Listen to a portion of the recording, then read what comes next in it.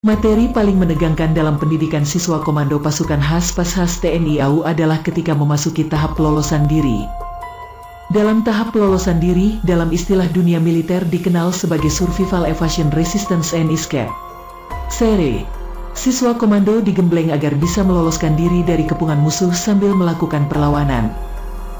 Tapi dalam sistem pendidikan Komando Pashas, materi SERE yang dilaksanakan adalah menggembleng siswa selain bisa lolos dari kejaran musuh juga agar bisa mencari tempat persembunyian yang paling sulit ditemukan. Siswa Komando Pashas yang tempat persembunyiannya tidak bisa ditemukan oleh para pemburunya, dalam hal ini para pelatih akan mendapatkan nilai tersendiri dalam proses kelulusannya. Oleh karena itu, dalam tahap materi SERE, para siswa Komando Pashas yang saat itu masih menggunakan lokasi latihan di Hutan Ranca Upas Ciwidey, Bandung, berusaha keras mencari tempat persembunyian yang memang paling sulit ditemukan para pelatih. Pasalnya, makin cepat siswa komando tertangkap pelatih yang berperan sebagai pasukan pengejar dan situasinya dibuat seperti dalam pertempuran sungguhan, siswa bersangkutan juga akan makin cepat masuk ke kamp tawanan untuk diinterogasi sambil dihajar. Suatu kali ada satu personel siswa komando yang bersembunyi di bawah jembatan dalam hutan yang jarang sekali dilalui karena terkenal angker.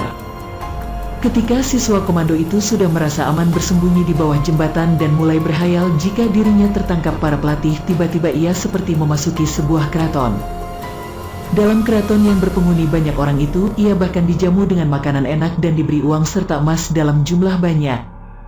Sementara itu, para pelatih pendidikan Komando Pashas sudah lebih 3 hari melakukan pencarian terhadap prajurit bersangkutan dengan dibantu orang pintar.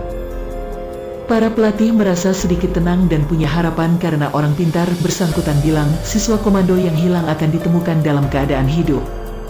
Pada hari ke-7 menghilangnya siswa Komando Pashas itu, para pelatih akhirnya berhasil menemukannya di bawah jembatan dalam keadaan hidup. Siswa komando yang tidak mengalami sakit dan masih sehat itu bahkan bisa bercerita tentang pengalamannya masuk dunia gaib, diberi makan enak, diberi uang dan emas dalam jumlah banyak. Tapi ketika uang dan emas yang ditaruh di saku itu dikeluarkan, ternyata hanya berupa daun-daunan dan kerikil.